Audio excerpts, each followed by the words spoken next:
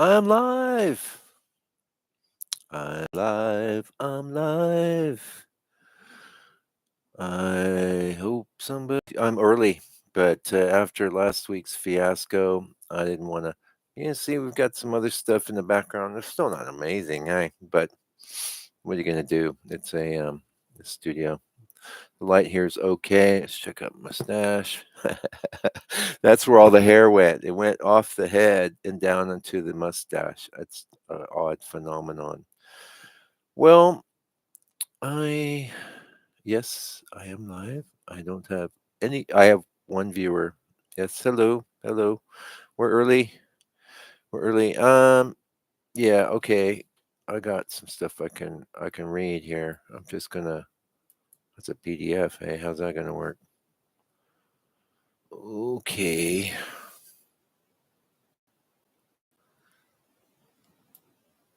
Yeah. Oh, great. So this is some stuff from. Oh, you know what? We'll just read some from the introduction to Volume Two, Philosophy of Painting. Yeah. Get my stuff sorted out here. I'm gonna minimize this, and I'm just getting myself together. Oh, somebody came, somebody left. They're like, no, nothing's actually happening. Maybe it has to be better over here. It is live, if you want a curated experience, you've got so many videos on the channel, which, let's face it, how curated is Mike's, is he using a script? No, no. But I think that's good, especially in this era. Scripts, man, they're not what they used to be in the AI era, are they? You're right. So, philosophy of painting. Introduction to Volume 2. This series of books is a deep dive into my approach to painting. In fact, maybe I'll move this here. It look like I'm looking right at you. The first volume covered technical foundations, which is the one I know. If I sell them separately, that's one. Everyone's going to be into the technical stuff. People like technical stuff. Not that they like technical stuff, but they feel that compared to philosophy, philosophy of painting, that it's a lot more accessible. But the honest truth is if you have the artistic impetus, the desire to create art, that's part of your philosophy of life right there. It's pretty simple. Philosophy's been made into this like academic thing, I think. At least a lot of, at least that's the idea I had when I was young, but it's really as simple as just having kind of a template for how you deal with life. And the art, I think, is especially important because I'm not even reading the introduction, but it's especially important because, your ideas about things, your ideas about painting, that is the foundation. That's what you're going to be acting upon. And you might try and put things on top of that like, oh, I'm going to try this technique or that technique. But if your basic core philosophy of how you approach things is out of alignment, it's not going to be good. It's not going to be a good thing. Yeah. So if you're viewing me and you can hear me, because we talked for 10, 15 minutes last week, I did do a quick check and it did look like that the sound was working, everything was working. Yeah. You can tell I got my act together. Three people. Yeah, so I'm all about the philosophy of painting. Let's keep reading. This series of books is a deep dive into my approach of painting. The first volume covered technical foundations in quite a lot of depth. My intention with this series is to fully explore the range of ideas and concepts, as well as practical concerns that relate to landscape painting in a tonalist manner. I chose to start the series on technical foundations because many burgeoning landscape painters find this to be a ready access point to the world of painting. Obviously, we need materials to paint with, and working with these more grounded technical aspects can be a great way to start. However, if you think about it, every painting actually starts in your mind. Even if you don't have a specific idea about what you want to paint, you certainly have the inclination to paint.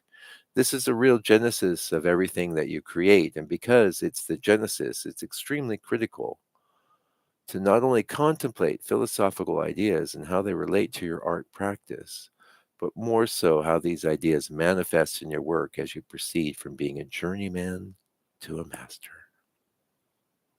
Yeah, I don't know if I can give myself a like. Yeah, that's a little bit of the introduction there. I've got, we're still early. I'm not going to jump into questions yet. I got a few. I'm going to get that loaded up since I'm early. Will you be doing open up window? We always trying different things. The lives we did last year. We tried doing sharing the manipulation of the reference process, which honestly is so foundational to what I do. It really is. Yeah, I'm live. I can see that. Oh, that was from the last one. Where's my AMA? There we go. AMA. Okay. Mm.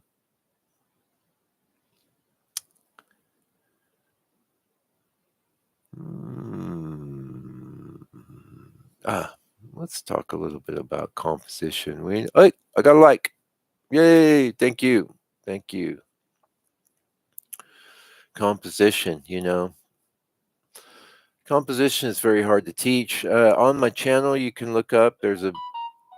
What's all this? Oh yeah, I'm gonna look at my phone while I'm live. Oh, it's Google. Finish setting up with Google. What? I got this all set up, so if I had to, no thanks, not right now. I'll go into that later. Um, yeah, composition. Oh, that book is on the site by oh gosh, what's his name? Anyway, just type in composition book into the little search field there.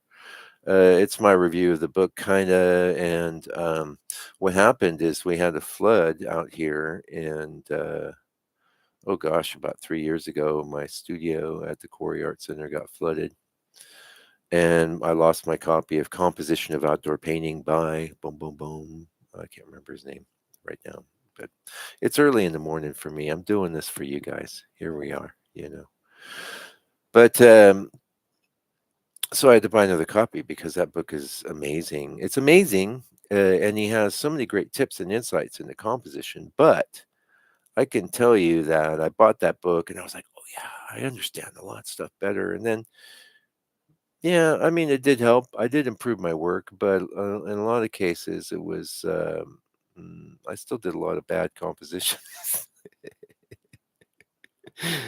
And that's why you always hear me saying you got to do a lot of paintings, man. You got to do a lot because. In fact, I have another, and I don't know why I haven't thrown this book away. I don't know why I bought it. It's a really thick book, composition of blah blah blah, and then you look inside, and it's all the technical breakdowns of this and that. And every now and again, I say, "Oh, I'm gonna, I'm gonna read that book," and then I crack it open, and I was like, "No, I don't get any of this. This isn't how I think." Yeah, I close the book. I put it back on the shelf. One day, I'll just chuck it in the bin. I mean, sure, you could donate it to the thrift store, but some of them have signs out now and say, "No, we don't take books. We don't want books. We don't want clothes." Well, no, you want the clothes. Come on, that's the main thing people go through. They call them op shops out here. Oh, we're still early. Mm. I have my coffee in a cup. I have my coffee cup. Anyway, composition. There are some. It's in well, I'm calling it my first book now because I'm writing the second one. Oh, that's nice. See, now you see that painting in the background with the river, right? That is not a oil painting. That is actually that's a reproduction. That was a digital painting I did way back when I first set out to try and do landscape painting. I had this idea because I was Mr. Digital guy. I was making my living in the computer working all day, and I thought, "Oh, I can do these landscape paintings in the computer." And then, so I did that. That one's one of the few I think looks pretty good, but it has issues too. Mostly, it's still kind of photographic-y, and that's the problem. But I had sent this image to my wife this prior to when we were married, and she got it printed. This is printed on canvas, and it's a decent little painting. It was encouraging. I had a couple others that were encouraging, but ultimately I decided that the digital thing just was a dead end for making oil paint. Hey, Rich, how you doing? I'm loud and clear. Hopefully that sounds better than last week. I had a complaint about the well, that's because it was coming through the webcam, but this looks like I'm actually here and ready to do something, ready to be live. Live. Actually, I'm alive. And what an interesting thing life is, especially we got all this digital stuff going around, and I've been seeped in it since 97. But actually when the phone thing came along, I used my phone. I just read my phone a little bit this morning. I like to read books on my phone, but I use the camera rarely. I don't know if I've used the video on the phone, although I was getting ready to last week when the whole live thing was going sideways. I thought, oh, just do this because I like to do it as I'm going to say. Yeah, and if anybody got any questions, I'll just keep rambling about things and get back into composition. So I like to talk about composition, and I have a chat. I don't have it handy. I don't have my act together, but I have a chapter, of course, on composition in the last book, which if I was smart, I would have had here. I could have accessed that, but yeah, you do the best with what you got. Um, there was everything in the last book is designed to be like that sort of how-to approach, right?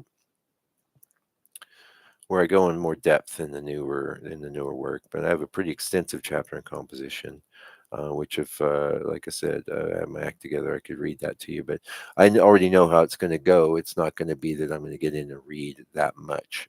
Um, I like to fly by the seat of my pants because I know these things because I have done a lot of paintings, so I can talk about it.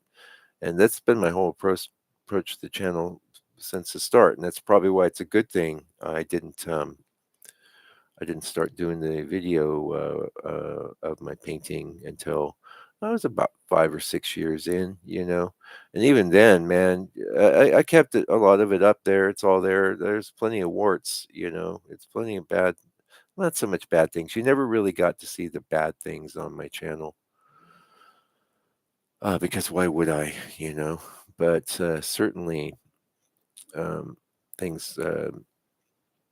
Would be the best things that I could think to put up. But even then, the stuff I was doing in 2014, 15, when I started the channel, a lot of them, they're not as good as I would have liked. But it's still there. You can see my progression. It's all there. You know, progression from good to great. Sometimes great, occasionally great. And composition is the main thing, man. If you got if you got a good composition, you can just hack in those colors, just chunk them in. You could just have two or three colors, and the painting will be a lot more, a lot better received. You know, definitely. If the composition is not there, then it doesn't matter what you do to the painting. You can do all your Vincent van Gogh brushstrokes, and you can and do all your clever little color harmonies and modulations and all that stuff, and it'll be for nothing because the composition's not there, the structure's not there, the foundation is not there, and because the foundation is flawed, everything that ensues will be flawed, and this is why composition is so critical. So, getting back to that book, Edward Payne, is it Edgar Payne. That's a great book. I recommend you buy it. You might be able to get it used. It's been in print forever, and it's a great book. And you might go, "Well, Mike, why are you recommending it? If you said you got the book and it didn't help you, it did help me.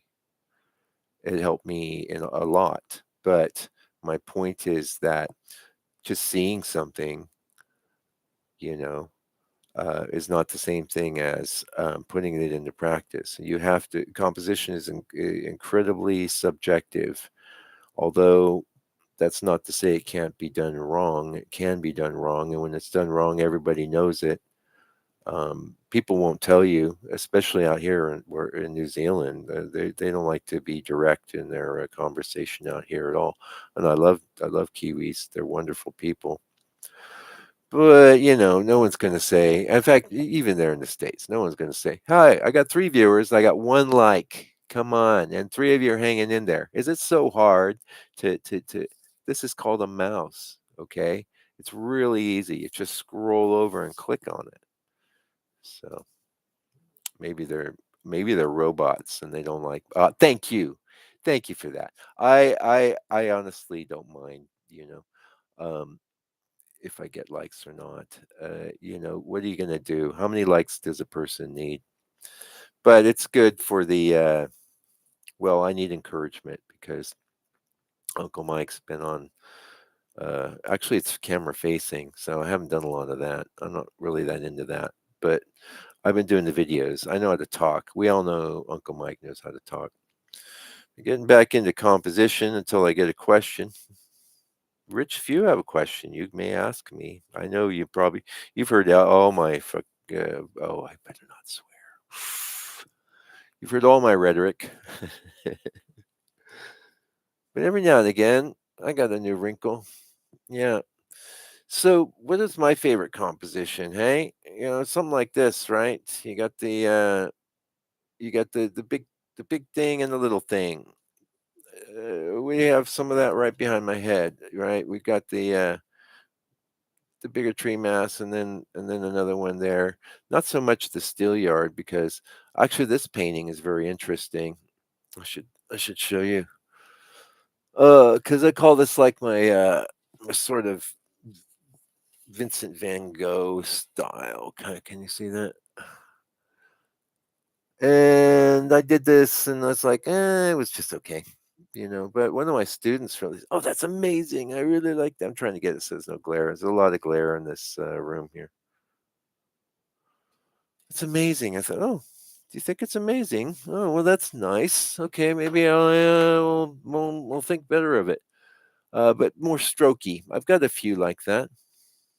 You know, you could break into the strokey thing. Mostly, though, I like to. Who's this?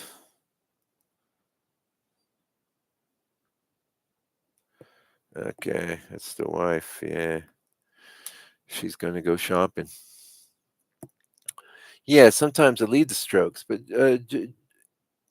what is that other image behind you of a stream? Ah, I was Rich. I was just talking about that. That was yeah, it was one of mine. But before I even started oil painting, it was done in the computer. And honestly, I can see some of my hallmarks of I won't move it. It's back there. Some of my hallmarks of painting are there, but what it was actually the original photo that it was based on. I mean, really, I mostly worked over that photo in the computer. Was my at the time she wasn't my wife, but Marie and I went to Yosemite. She'd come out to California, and I took that picture, and I thought it was pretty cool. And then, so early on, I was thinking, oh, I can do landscape stuff. And since then, you've seen a lot of people do like this kind of smear art, and so, sort of I was doing something like that. I had the thing that I'm always stressing is I had this sense of aesthetics, but the digital realm for landscape painting isn't optimal. It's not as bad for maybe making puppy pictures, or I'm not going to diss any artist that likes to work digitally. I worked in the digital realm a lot. That was done in the digital realm. I sent it to my wife. She printed it out, and I keep it around as like kind of a memento, you know. Um, yeah, so that's the story behind that. And yeah, look at it's got a problem. I mean, we got this huge white everywhere. It needs to be cropped. Hey, I'd say that would improve it. That's getting back to that's maybe a compositional thing. It needs to be cropped. And How do you know? Well, because I've looked at it for a lot now, and I look at it now, and then that's actually something probably good to talk about. That critical eye, that eye of discernment that we develop, and I wish that that was transferable, kind of like in the Matrix. You could just take a pill and go, "Oh man, I see everything wrong with everything I ever painted, and I could just fix you." Da, da, da, da, da. Yeah, it doesn't work like that. I don't know if they'll ever make that pill, and if they do, pardon me, what kind of human will you be, right? What kind of human will you be if you're just taking a pill to learn things? I'm arguing against it, but I'd be totally into it. Especially be great. Oh, you know what would be great? Like if you could just take a pill to be master of things, I would take one for marketing, right? So I could be like this extroverted marketing type dude. Like on Fridays, that's what's supposed to be going on today. And oh, I have all these ideas for getting people to pay attention to my work and give me money. Uh, that's yeah, that's in a nutshell. That's marketing. That's my idea. Yeah. Pay attention to me, give me money. Oh, you could super chat. I don't even know where that is. Honestly, don't worry about it. And don't worry about the likes and the comments. And I do love comments, I'll be honest with you, because I sit here and talk, and especially on the regular videos. I really love comments because I try to give some value and some insights just because I've done a lot, but you never know. You could just be not really resonating with people. Although lately I see I'm doing okay on the channel. I've been making efforts to do better descriptions of the videos. I got my assistant helping me with that. And for years I was just like, nah, buy the book, that's my description. But I don't really get I don't really get how people think, or even more importantly, now we're going to have the AIs scouring all the YouTubes and oh, I'm looking for this AI, and it's going to go, oh well, this description said da, da, da, da, da. So I'm fleshing out those descriptions now, and that is actually, I think, helping. Ultimately, though, like as a creator, and here's something we can talk about. You know, you have to put your stuff out there. Yes, you have to make your art. Don't worry about putting your stuff out there until you've done a fair amount. Just make it. And after a while, really it's a good signal if you start looking at some of your older things and going, "Ooh, wow. I'm so much better now." Um, how, you know, that might be an indication that maybe you're starting to do things that the world might want to look at. But hey, honestly, even if the world doesn't want to look at what you do, you can put it out there. The thing is that you got to work, man. You got to try and make something that people do want to look at, and just so building up that internal eye or editor. Yeah. So let me get you another AMA here. I got to get some better questions from. Oh, I'm down to one viewer, and that's Rich. I'm out. He's rambling. That's okay. I don't mind. I got my likes. They liked and they left. Now let's get into this.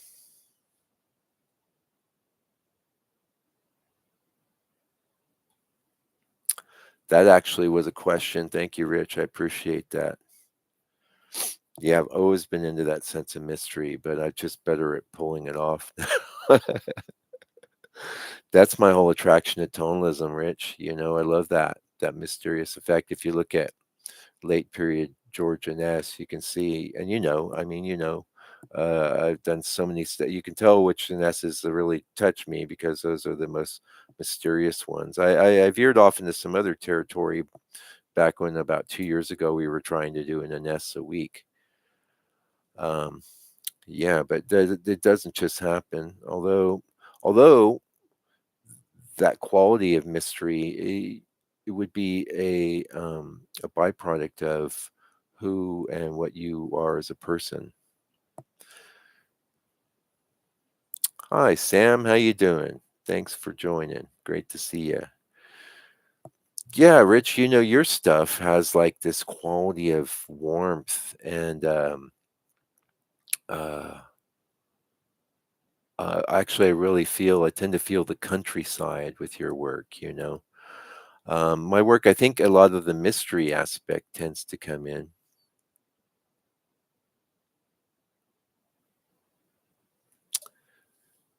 Yeah. Okay. Wow. Goodbye, Sam. Uh, See you later. Oh, and my first live weirdo. That's great. He likes gloves. That's awesome. Okay. I like skin, you know? I think skin's best. Funny enough, I was looking in one of my drawers. I have some gloves that I use at work. I bought this big box. I think it was in the COVID era. And they're so terrible. I should throw those away, just like that book on composition. Throw that thing away. That's going to be my goal. Throw more things away this year. Yeah. Anyway, getting back to mystery, one of the things I think a lot of mystery comes into play from the shadows. And if you look at my work, it's always I don't intend for things to be so you know the, dark. That's got mystery to it, but I think a lot of that comes. Oh, I know what it is. A lot of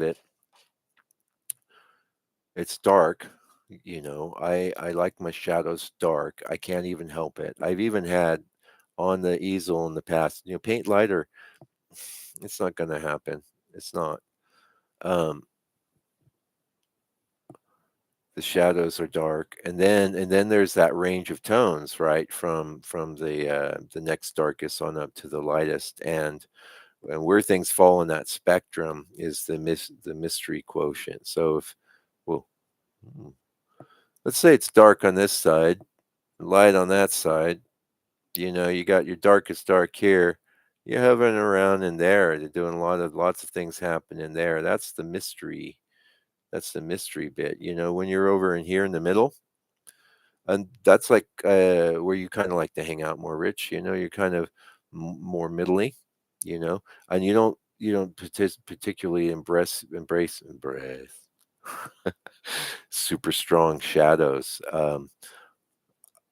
I have to embrace them because it's just the way I think. It's just the way I paint, and it could be a byproduct of all my pen and ink era, my brush and ink era. For years, I was just working with black and white, you know, and telling the whole story just with that extreme contrast. And it's very interesting. Like when I set up my camera setup in the studio, I have like a little chart thing that's black and white, and I think, oh, maybe this will help get all the exposures well. And the exposure is a thing. A lot of times, that's not just the dark. Well, it could be a function of personality, and that's another thing. I don't think I'm a mysterious guy, but plenty of people don't think the way I do. They don't, and it doesn't matter. Everybody's completely different, completely unique. Yeah, it's not just the dark. I have seen one of your 2 years. There was a one you did of like this little pond or whatever with like these vines coming down a wall or something. That was really nice. I think about that painting that you'd sent me every now and again. I'd love to paint things like that. There's a lot of things I'd love to paint, but I choose to do my landscapes because I don't know. It just happens organically. Uh, that's one of the things too. I was thinking a lot about that, and I have like so much of this is covered in the new book. But one of the ideas that I'm trying to express in the new book is this idea that, especially now, I've made some incredible, like I have like this little like just for fun. Um, I'm going to show you some AI art. How about that on my phone? Oh, this one's incredible. Okay, so chat G, can you see that? What happened? I don't want to add a tag. I want you to behave. Look at that art. Sorry, there's a lot of glare. Okay, I've got this like Twitter thing I do, and nobody responds to it. Nobody cares about it, which is fine. It's all about AI stuff, and that's a robot sitting on the can, on Twitter. And the Weird Tales just came about. Anyway, my point is like that art is incredible, and you can that was a prompt, and it's you just put in these prompts now, and you get this incredible art. So you might say, as a human, I'm getting to my point. Uncle Mike's getting his point. You might say, as a human, well, what's for me? What am I going to do? It's already great. Doing great art doesn't need me. I type you send, and that's not a hobby, by the way. Typing prompts. I don't take any pride in that particular bit of art. I just typed in the prompt. I do, as a former professional illustrator, look at that and just go, wow. Oh, I'm so glad I'm not trying to hustle in the commercial world now. I'm so glad that I'm just concentrating on my art. And that's getting to my point. What's going to distinguish you as a human being going forward, and Rich, this actually ties into the mystery quotient too, I think, is identifying what it is about your sense of aesthetics that is uniquely you, really examining it. And again, this is a byproduct of doing a lot of work, because early on, you should just do some of this and some of that, make a study after this guy, or paint a picture out of a magazine. And then after a while, things are going to start gelling. And you're going to start, yeah, and I like that. That appeals to me. And I think that's good about that. That process I just outlined, that's everything. That's all humans will be doing in the future, is saying, yes, I like that. No, I don't like that. Which is a little sad in a sense, because a lot of times discernment is should be a result of action, and the way I teach, it definitely should be. And a lot of what I'm talking about too is like, okay, so we got AIs taking over the commercial art world. Well, if you want to do art, great. You don't have any pressure now to try and be a commercial person, or just create images for popular reasons. You should be delving into what you want to make and how you want to make it, and go deep and deep and deep into that. And that should involve reading books, watching my lives. Seriously, though, if my work resonates with you, try and steal my soul. Try and get in there and grab some of that mystery, right? But yeah, the mystery, the dream thing. One of the things that appealed to me, I've done the deep dive on George Ness and this whole Swedenborg fixation he had. I'm not particularly into Swedenborg myself, but I look into any kind of spiritual ideas and explore them. But one of the key ideas that Ines was really into was that there is a reality underneath our perceived reality, and that's what I don't overtly sit there and say that's what I'm trying to paint, but that idea, ever since it's been introduced to me, seemed to be really a cool idea, and really something um, that could be worked with.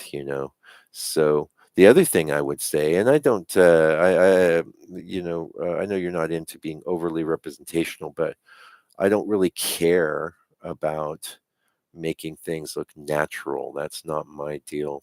I care about getting across my impression and expression of the scene, you know, and the tonal stuff comes into play because, let's face it, I spent a lot of time trying to develop that tonal thing. And that's why I wrote the whole book, because there was nothing for me, you know. All my teachers, Bob Rome, Kevin McPherson, I always hit on those guys because those were my two main painting teachers, especially Bob Rome. He had the DVDs, and those were so foundational for me in my approach.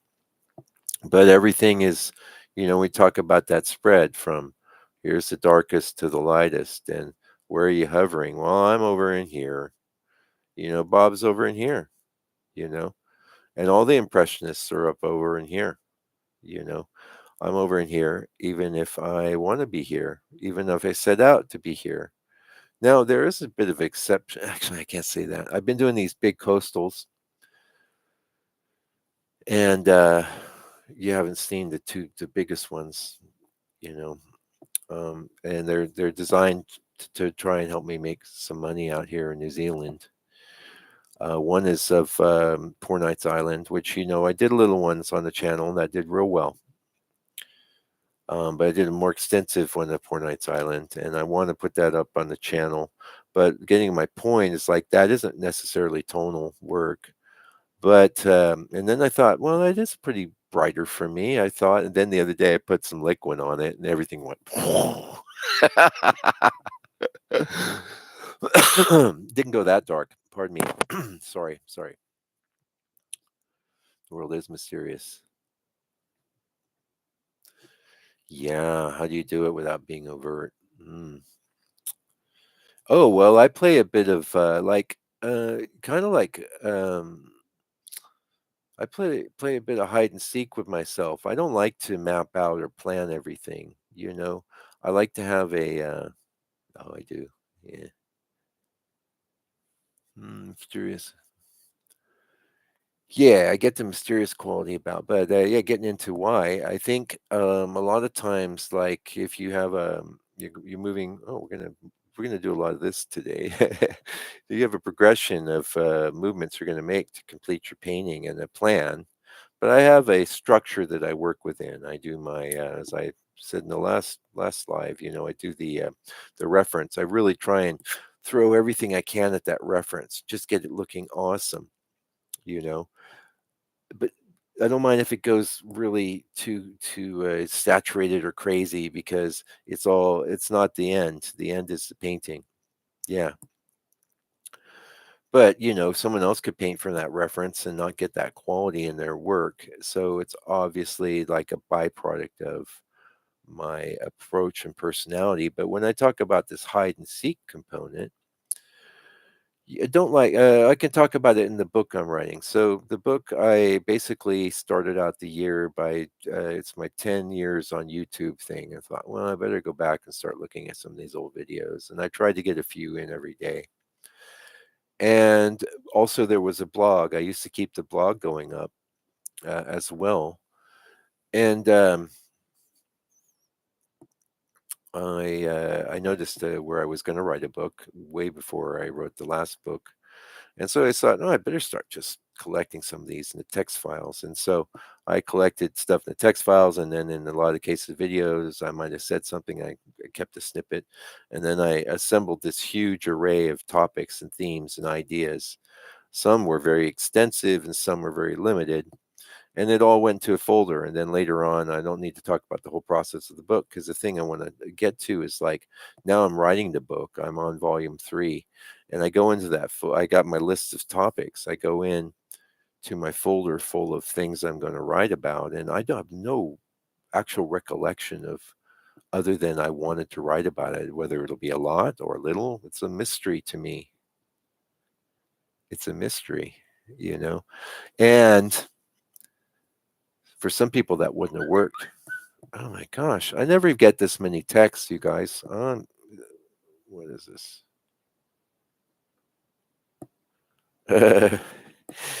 The wife wants to know if I need cauliflower. Yes. For all time. The live is out.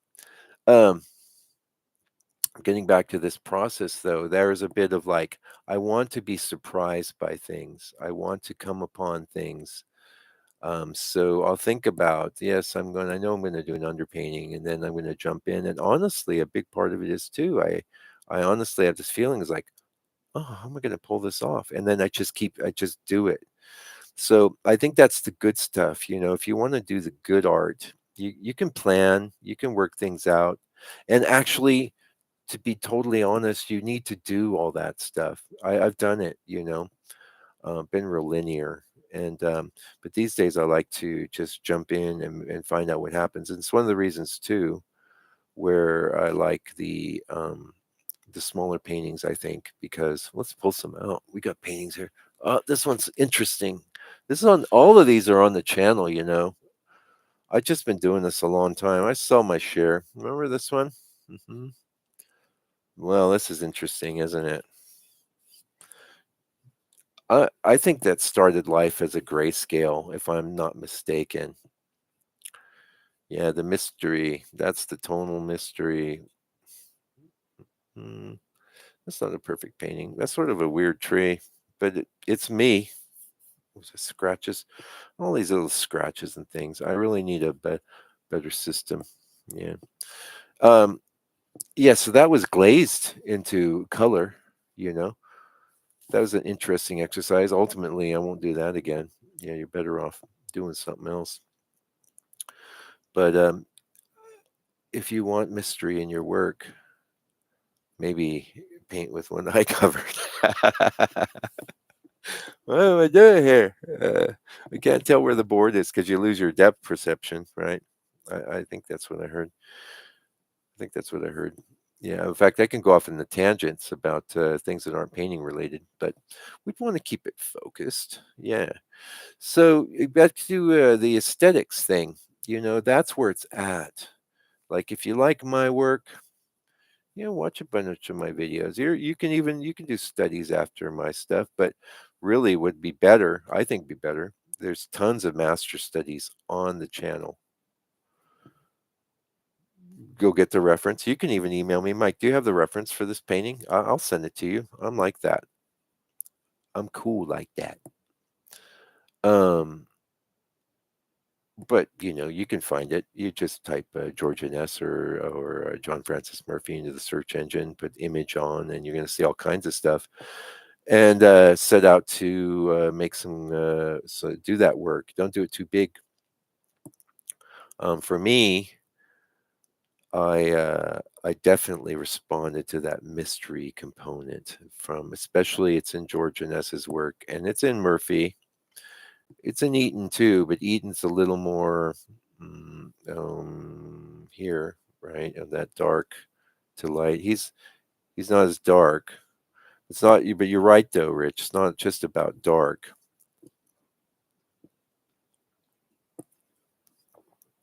It's about tonalism. It's about the tonal matrix. Yeah, it's about I have a whole chapter in the new book about values and the mystery component. I think it's in the values. Honestly, man, that's what I've been trying to convey. Now, and I don't have. I'm going to try and have my act a little better together, you guys. This will go out. We got another, 15 minutes here. We'll chat, and then I'll get on with my marketing day. I'm going to take my pill that's going to make me a really hip and motivated marketing type, that just knows what people want. You know what? I know a thing or two about marketing. I think I could do marketing as a job, to be honest, but not really so much for myself because it just feels very much inauthentic. And that's my whole trip, really. And that gets into the knowing what you like. I know what I don't like. I don't like you know trying to get people motivated to um, acknowledge me. you know they can acknowledge me. I think everybody I found this out early on when I started doing the music, not to go into music as another topic, but I was started making music in 2003. And you make some music, you want to hear people hear it. And so I found a music forum. At the time it was called the Auditorium. I was the first member of that place, and we built that up. 1,500 people, something we had. And sure enough, everyone shows up. You- Here's my song. Oh, this one's upside down. Here's my song. Hey people, listen to my song. Look at my painting. Maybe you get one, two. Most people are like, oh yeah, that's great, I like your song, here's my song. That hasn't changed, man. People want attention paid to their work, and as you should. The best hope you have, I think, is to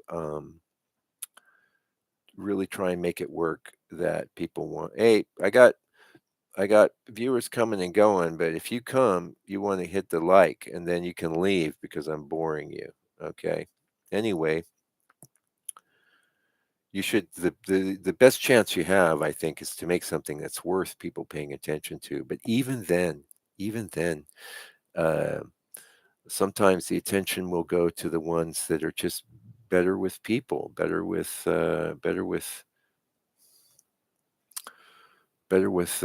understanding how these levers of the social matrix work, and a lot of that's because they care more. They care more about people.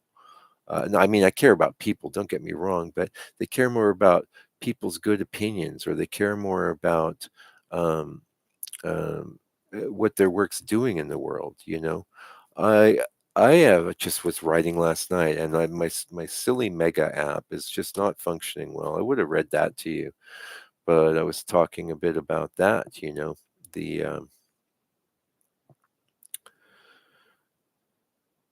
what are you gonna do? Make your work really good. That's the thing. So if it's really good, this is my attitude, then every one of these paintings, this painting, I don't know what'll happen to it, you know? It's, oh, it did go down, it went down to a gallery. It didn't get sold. The guy that owns the gallery was an artist. He really loved this painting. He's like, "Oh, I want to take that and I want to sell it." I'm like, "Fine, please do. Take it and sell it." This is from 2020, so it's 5 years ago. How long am I going to be here? How long am I going to be making these things? I don't know. I hope a long time, but that's the nature of being a human. You just want to keep going. Keep on making things. As long as they're good, that's me. I just want to keep making things. But at some point, that's it. No more. And what'll happen? What'll happen to this?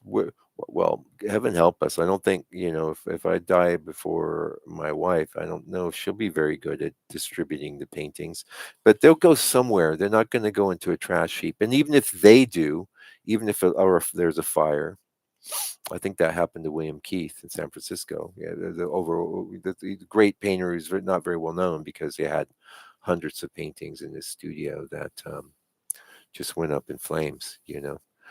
But let's say there's no fire, they find their homes. But yeah, I've sold enough. There's enough out there in the world that those paintings will go on. They're on someone's wall now. They go on someone else's wall. They got a name on the back. What are you going to do? That's all you can do is try and make something that people want to hang on to. They say, "Oh, I don't want to throw this away. I like this." Another topic. That's a good question. I do most of my art supply shopping online now, and I don't buy any art supplies in Auckland. I am trying to maybe think about finding a framer down there, but then I like to support the local person too. Art supplies really suck in New Zealand because I tell you, if you follow the channel, if you're in the members area, I'm a big fan of the treacle. I love the treacle. I want some more treacle, especially these treacle sixes. But you can get treacles out here, but it's a spits. And, oh, we have two brush. When I'm buying brushes, I want four brushes. I'll tell you why. Because that brush, let's get a brush. We got a brush. Oh, we got some worn down ones. These are probably from 10 years ago. Robert Simmons. Yeah. Oh, there was an art supply store in Takapuna Art. That guy's had some mental problems and other issues, so that's sort of folded up. But he put me on to Robert Simmons because I was using the Silver Grand Prix, which you sent me a bunch of, and I really love, especially on that smaller size. What was that? My dogs? I think they hear my voice. Um, he put me onto these. He said, "Oh, these are just as good," and they really are. The problem is they drop some sizes, but I really did used to love going down to the art supply store and getting this and that. But where I'm at now is I know what colors I like, and ever since the COVID thing, when I went to call the art supply store and nobody was answering, I have huge inventory. Oh, I'm going to Auckland. We're going to Costco, Rich. We're going to buy some reasonably priced food. They have one Costco in this country, and it's down there. So I'm going down there to stock my freezer up. And we would go down there a little more frequently, except that we have these dogs. So I have one of my students who's really good with the boys, and she's going to come and watch them and take them for a walk, and which is good. And that's why I'm going down to Auckland. But yeah, generally it would be for something like that. For art supplies, I mean, let's face it, I know what I like, I know what I want, and once I find a brush that I like, I want 6 of them. I want a dozen of them, and then I want to know that I can just keep painting. That's how I am. I just want to keep painting and keep making things. So same goes for. I'll tell you what I'm struggling right now. You'll hear this on one of the upcoming videos. Is the Mars Black. I was getting that Gamblin from Takapuna Arts, and I'm a little shy to contact him because I've been buying around, on the interwebs. I go to Hobbyland. Hobbyland online here is they have good prices, and surprisingly, because of that, I've probably been shifting subtly into Winsor Newton's stuff from Gamblin. But I had the tube of Gamblin Mars Black, and I have to say tried to replace it with a Classico, Masamai Classico, which is a decent brand. I've been using their burnt umber, and I've been using their raw umber, and it's fine. I'm sure their ivory black is fine. Their Mars black is terrible. It's Mars black is already ugly, as I've already indicated. And you might say, well, why do you use it? Well, I use it because it's opaque and I can mix it with other things and get a nice for my shadows, right? But this Massimo Classico is just ugly. It didn't work well. So I went to Hobbyland and I ordered me a tube of the Winsor Newton Mars Black, and hopefully that will be nice. The Gamblin was nice. I mean, it's still kind of in its essence, sort of ugly. It has kind of this chalky, milky feel to it, but I've been using it for the last maybe half a year or longer, and it solves a lot of problems for me. Yeah. So yeah, oftentimes I find when I would go to the art supply stores there, I'm just buying a bunch of stuff I don't really care about. Maybe I'm buying another tube of this or that. I mean, what are you doing? You're in the art supply store. Oh, got a big tubes. You're in the This is nice. Oh yeah, yellow ochre. You're in the art supply store. What do you do? If you're me, this doesn't tell you nothing, right? You want to see the real color. Okay. Then we carefully put the lid back on. But I've been through the colors, man. The last color that I've added to my palette was the one you sent me, that Paraline. Life changing, really awesome. But you've seen me try and bring other things, and the Mars yellow also not as life changing as the Paraline because it's more of a wrinkle, but the Paraline is great.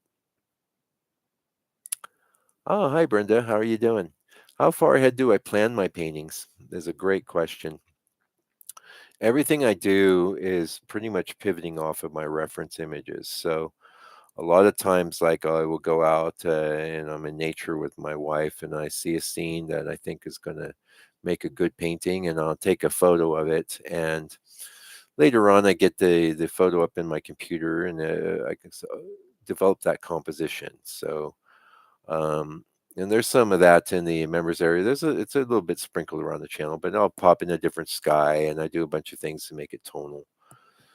And basically, I try and get that reference dialed in. So the reference is really key to me and what I do. But the real key to using reference successfully is to know when to abandon it as you're actually making a painting. Because once it's you and the paint and the painting, the reference is there and it's feeding you information, inspiration, but it's all about the painting. So whatever's happening in the painting is the thing. And if the things in the painting start going much different than the reference, it doesn't matter. The reference is just kind of to bootstrap you into doing the painting. Yeah.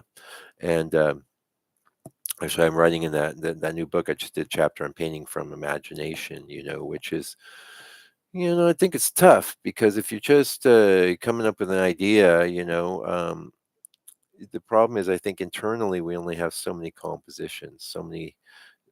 Now, in fact, I was writing about this, and I think if you've been painting for a long time, the story I gave in this chapter was how when I first started doing these digital paintings, like the one you see back there, I did one or a couple from just my imagination, and they had some nice techniques, some like strokes and colors, but the composition was primitive looking. It was like really kind of not good.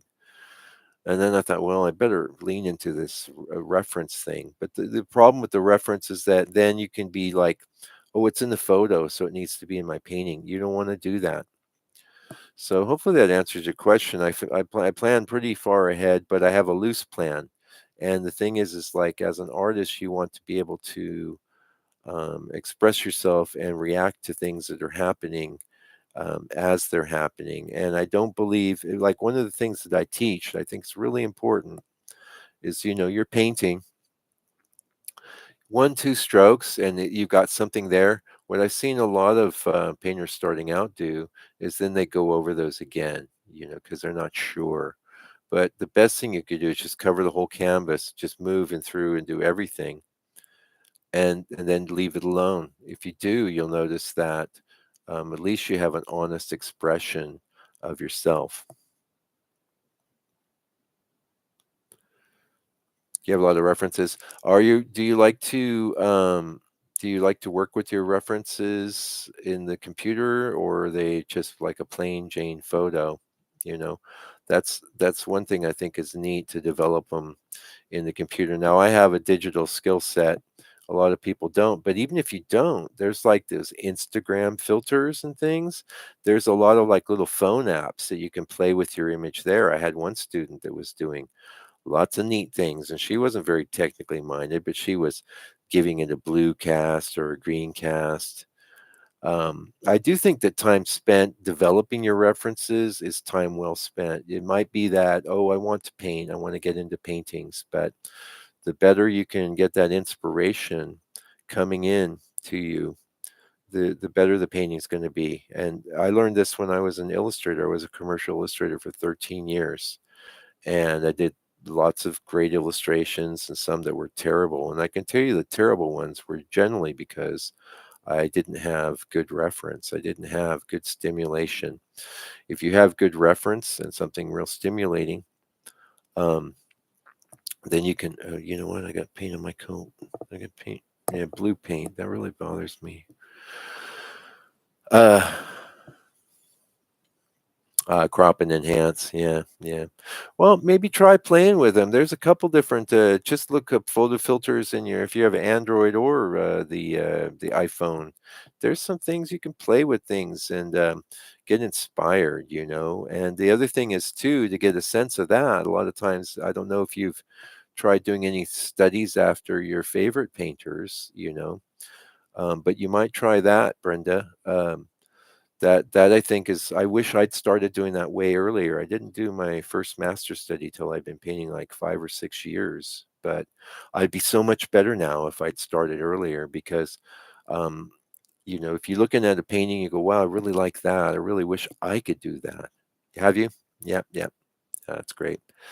Um, that's just feeding into the again, what we were talking about earlier, developing your own personal sense of aesthetics. And then the other thing is like if you may have this issue, I've seen this a lot with students where they do a painting, it's hard. Painting's hard, okay, but it's rewarding. I'm like, oh, that was a lot of work. I'm tired today. I'm not going to paint. That's the wrong approach. What you've got to do is make a bunch, make a bunch. I don't necessarily love that painting, but it's got mystery. Make a bunch. A lot of these are here because I haven't sold them or I still like them. But this is a 5x7. You can get these boards. You can order these off of Amazon. You try and do a painting every day. It doesn't have to look like this. It could look like anything. It doesn't even matter. if you have a lot of references, then you have a lot of potential paintings. And if you work your way through them, you start going, oh, okay, I know which references work for me and make better paintings than the ones that don't. Unless you have access to a teacher full time, and I mean, well, obviously you can always send me stuff in your email. I always give you my opinion, but it's really best to develop your own sense of subjective aesthetics. Yeah, and hopefully to answer your question on planning ahead, because I certainly do. But it's a loose plan, even if, and the thing is, I really love to revisit references too. Like if I painted it years ago, and I keep it, and I know when I paint it again, it's going to be a whole nother experience. Yeah.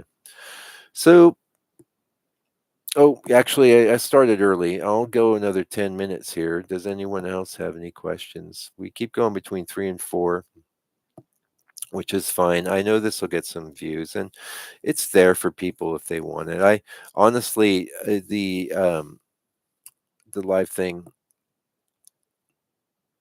yeah, yeah, Brenda. You good luck with your painting, and you know what's great is just get you want to get hooked into, and I'm always talking about get into the positive feedback loop, and that's I just wrote a chapter in the new book last 2 weeks ago about momentum, and I think that's a good thing to talk about as we get out of this live, because momentum is so powerful. This stopping and starting we do, and then we're in a lot of ways, I think the modern culture forces us to be a little too like, oh, I've made a painting, here people look at it, I'll put it on my Facebook, give me some credit. You don't worry about any of that stuff. Worry about making paintings. So just make a painting. If it's good, great, keep it. If it's bad, I have a trash can down here, just throw it in there, just get rid of it.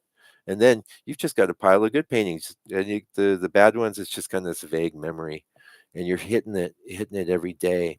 And after a while you go, just sit down and say, okay, it's time to paint. I'm going to make my painting, spend an hour. Now you might have the kids and stuff.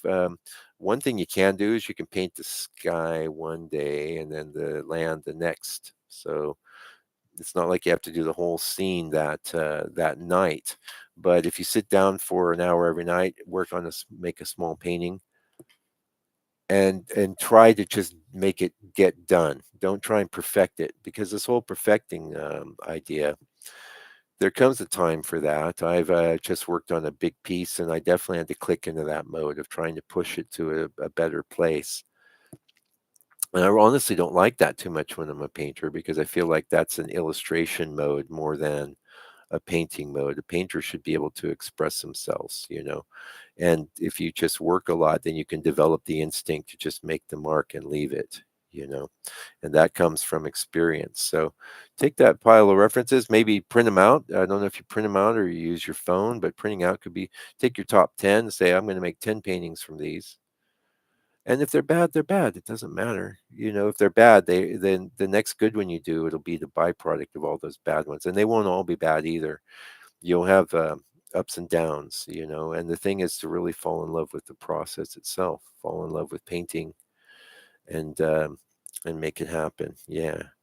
So, I appreciate you asking some questions there, Brenda. And Rich, I always appreciate you, man. You're awesome. And I'm glad I could find a time that worked for us to get together. And I appreciate your questions. And that mystery thing, hmm, that might be good to actually.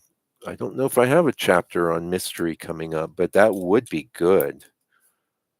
Would be good. Mystery. This is what I do. I put post-it notes in my pocket. How's that for high tech? Siri, make a note. No, actually, Siri, that's not really hanging in there. Okay, we're gonna wrap up this live. I know I came in early and I'm leaving. Well, it's been good, and I won't be here next week, but I will be here. It's very seldom I go down to Auckland. Um, but I will be here the week after, and you can email me questions. Brenda, thank you for coming and typing out your question. I appreciate that. But if some of you are shy, you can email me your questions. I'm very nice. I'm very nice. Yeah.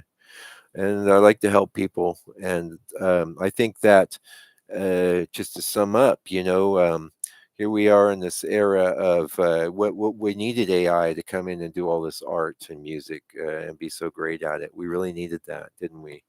Um, we didn't need that, but here it is. But it's okay because you can just work on expressing yourself. You're the only person that will ever be like you, period. And really honing in on that and really developing that and what you like and what you think is cool and what you respond to. And it doesn't matter what anyone else likes, thinks, or responds to. What we really want to see is you and your expressive efforts. So now, granted, you could say, oh, yeah, I'm expressive. And then you make something and it's horrible. Yeah, Brent. Thanks for watching the channel. I appreciate it. Yeah, but express yourself. And if you express yourself every day, you get into this positive loop. Just so I'm sitting here, I'm expressing myself. That's all I'm worried about. And this one's good, that one's bad, this one's okay. Throw away the bad ones. I can't stress that enough. Yeah. Anyway, till I come back with another live. Thank you for joining me today. And those of you watching this in the future, yeah, see you, Rich. Appreciate you. Take good care. Stay out of trouble.